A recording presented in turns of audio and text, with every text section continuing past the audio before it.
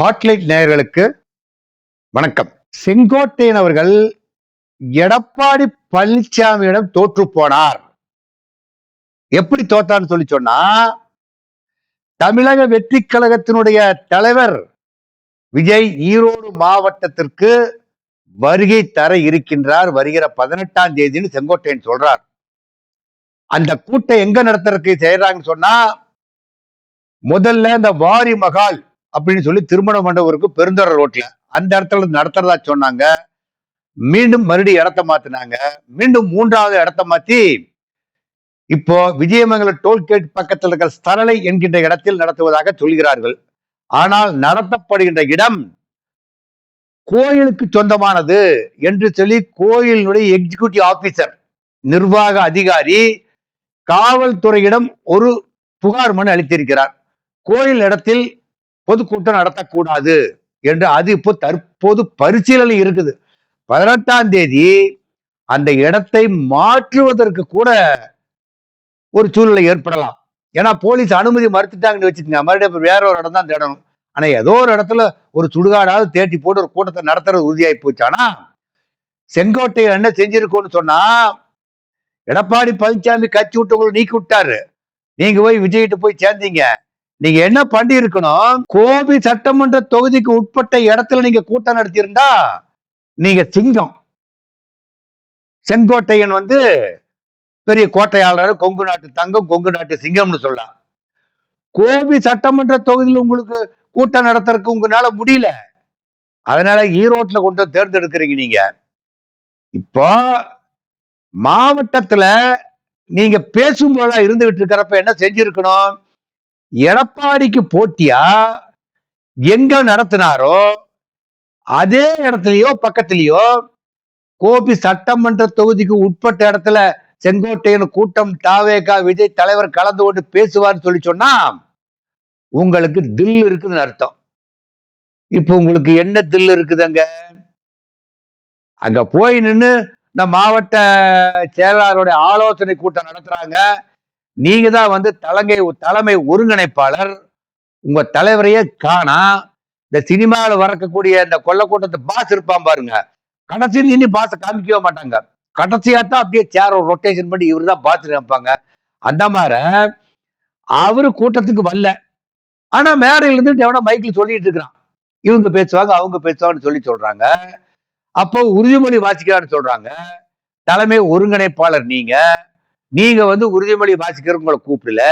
யாரும் ஒரு மேடையில இருந்து கொண்டு இவங்க பேசுவாங்க அவங்க பேசுமான்னு சொல்லி சொல்றாங்க. நீங்களும் இங்க நீங்க இன்னொருத்து 8 கட்சி மாறி போனாரு நாஞ்சில் சம்பத்தும் அந்த இடத்துல கை கட்டி வாய்ப்பொத்தி அடிமையாத்தான் நின்னீங்க. நீங்க ஏதாவது நீங்க அந்த கூட்டத்துக்கு இந்த மாதிரி ஏன் தலைவர் வரல அப்படிங்கிறதுக்கு வரலைங்கிறதுக்கு காரணம் சொல்லணும்னு சொல்லி நீங்க கேட்டிருந்தா, நீங்க அங்க போய் கட்சியில சிங்கம்னு சொல்லி சொன்னா, நீங்க அங்க புலிக்கு வாளா இருந்தா கூட பரவாயில்லன்னு சொல்லுவாங்க. அந்த மாதிரி நீங்க ஒண்ணுக்குமே லாய்க்கலாம். அங்க போய் உங்களை யாரும் மதிப்பார் இல்லை. மதிக்கிற மாதிரி இருந்திருந்தா தலைமை ஒருங்கிணைப்பாளர் மேடையில போய் நின்றுகிட்டு இந்த கூட்டம் இப்படி நடத்தணும் அப்படி நடத்தணும்னு சொல்லி ஒரு விளக்க உரையை கொடுத்திருக்கணும். நீங்க கூட்டத்துல 4 தீர்மானத்தை நிறைவேற்றுறாங்க. அந்த தீர்மானத்தை யாரோ ஒரு லேடி படிக்கிறாங்க. தலைமை ஒருங்கிணைப்பாளருக்கு அங்க என்ன வேலை? அப்ப உங்களுக்கு கட்சியில் என்ன மரியாதை? நாஞ்சில் சம்பத்துக்கு என்ன மரியாதை? மற்றவங்களுக்கு இருக்கக்கூடியதுல ஆதவ் அர்ஜுன், புஷி ஆனந்தன், நிர்மல்குமார் இவங்கெல்லாம் ஏற்கனவே அந்த கட்சியில அடிமையா இருந்தவங்க. இப்ப நீங்க போய் நான் வீரன் அப்படின்னு சொல்லிட்டு போய் நீங்க அங்க போய் சேர்ந்ததுக்கு உங்களுக்கு என்ன மரியாதை? உங்களுக்கும் மரியாதை இல்லை, நாஞ்சில் சம்பத்துக்கும் மரியாதை இல்லை. நாஞ்சில் சம்பத் அப்படியே கை கட்டுனத கட்டசீந்தின்னு அவுக்கவே இல்லை. அப்படியே கையை கட்டி உட்கார்ந்தவர் அப்படியே உட்கார்ந்தாதான் இருக்கிறாரு. அந்த அளவுக்கு நீங்க உங்களை அடிமையா வச்சிருக்கிறாங்க. ரோத்தப்பட்டு அங்க போனீங்க. நீங்க இதே நீங்க அதிமுக இருந்திருந்தா ஒரு கூட்டம் நடக்குதுன்னு சொன்னா உங்களுக்கு என்ன முக்கியத்துவம் கொடுத்திருப்பார்கள்? நன்றாக சிந்தித்து பார்க்க வேண்டும். நீங்க 10ஓட 11 போய் அங்க போட்டிருக்கிற ஒரு பிளாஸ்டிக் சேர்ல தான் உட்காந்தீங்க நீங்க. அதிமுகவில் நீங்க எந்த இடத்துல உட்கார்ந்து இருக்கன்னு சொல்ல பின்னால திரும்பி போய் யோசிச்சு பாருங்க. மேடையில உங்களுக்கு எந்த மாதிரி சேர் போட்டிருந்தாங்கன்னு யோசனை பண்ணணும். நம்ம போய் தரட்டிக்கிட்டா நம்மளை உட்கார வச்சுட்டாங்களே, கொஞ்சம் கூட ரோசமே இல்லைங்களா உங்களுக்கு? இங்க 18ஆம் தேதி அன்னைக்கு ஈரோட்டுல கூட்டம் நடத்துறதுக்கு வந்துட்டாருங்க. இன்னும் அதை இறுதி நிலை எட்டப்படவில்லை. நீங்கள் எடப்பாடி பழனிசாமி அவர்களுக்கு போட்டியாக இருந்திருக்க வேண்டும் என்று சொன்னால் நீங்க கோபியில கூட்டம் நடத்தி காமிச்சிருக்கணும். உங்க தொண்டர்கள் அங்க வரவழைச்சிருக்கணும். உங்க தலைவர் அங்க கோபியில கூட்டிட்டு போய் என் தொகுதியை நான் எப்படி வச்சிருக்கேன் நீங்க காமிச்சிருக்கணும். ஆனா நீங்க அதை செய்ய விரும்பல. ஏன்னா கோபியில கூட்டம் போட்டாக்கா உங்க குட்டு வெளிப்பட்டு போயிடும். எடப்பாடி பழனிசாமி அவர்கள் கூட்டின கூட்டத்திற்கு உங்களால் அந்த அளவுக்கு கூட்டம் முடியாது என்பதை தெரிந்து கொண்டுதான் உள்ளூர்ல நீங்க விளப்போகல. நீங்க உள்ளூர்ல கூட்டம் நடத்தி காமிச்சிருந்தா தான் கோபி மக்களுக்கு செங்கோட்டையனா யார் அப்படின்னு தெரிஞ்சிருக்கும். நீங்க அதை செஞ்சிருக்க வேண்டும்.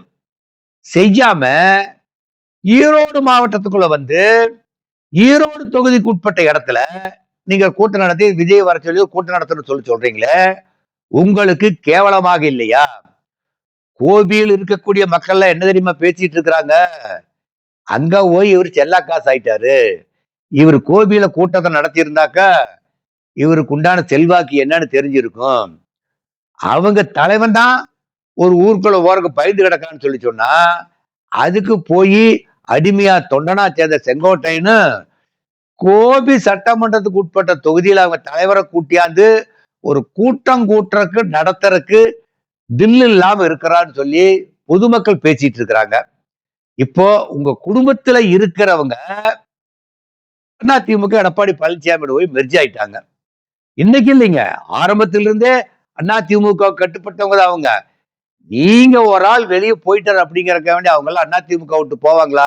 அவங்க எல்லாம் போக மாட்டாங்க. உங்களுடைய நிலைமையை நன்றாக சிந்தித்து பாருங்கள். இந்த ஸ்டிக்கிட்டு சீக்கடிக்குன்னு சொல்லுவாங்க இல்லையா, அந்த மாதிரிதான் இப்ப நீங்க தாவேகாவுல போய் சிக்கிக்கிட்டு சீக்கடிச்சுட்டு உட்கார்ந்து இருக்கிறீங்க. நீங்க ஒரு உயர்ந்த ஸ்தானத்துல இருந்தவங்க, உங்களுடைய எல்லாமே அண்ணாந்து பார்த்துக்கிட்டு இருந்தாங்க. இப்ப நீங்க போய் அடுத்தவன் அண்ணாந்து பார்த்துக்கிட்டு அடுத்தவங்களை நீங்க அண்ணாந்து பார்த்துக்கிட்டு இருக்கிறீங்க. நீங்க உங்களை குனிய வச்சு கும்மி அடிக்கிறாங்க தாவேகாவுல. இப்போ சொந்த தொகுதியில போய் நிக்கிறக்கு அருகதையற்ற செங்கோட்டையன் தாவேகாவுக்கு அடுத்த தடவை நிக்கிறப்ப தொகுதி மாத்திக்குவாரா? உங்க தொகுதியில கூட்டியாந்து கூட்டத்தை காமிச்சிருந்தா உங்க தொகுதி மக்களுக்கு ஓட்டு போறதுக்கு யோசனை பண்ணியிருப்பான். வேற பக்கம் கூட்டிட்டு போனாக்கா உங்க நிலைமை நினைச்சு பாருங்க. செங்கோட்டையன் அவர்களே, 2027 நீங்க அவன் டெபாசிட் வாங்க மாட்டான் இவன் டெபாசிட் வாங்க மாட்டாங்கிறத பாரதிய ஜனதா டெபாசிட் வாங்காது அதிமுக டெபாசிட் வாங்காதுன்னு சொல்லிட்டு இருக்கிறீங்க இல்லையா, உங்க தொகுதியில உங்களுடைய நிலைமையை நினைச்சு பாருங்க. நன்றி, வணக்கம். இந்த வீடியோ உங்களுக்கு பிடிச்சிருந்தா லைக் பண்ணுங்க, கமெண்ட் பண்ணுங்க, ஷேர் பண்ணுங்க, சப்ஸ்கிரைப் பண்ணுங்க.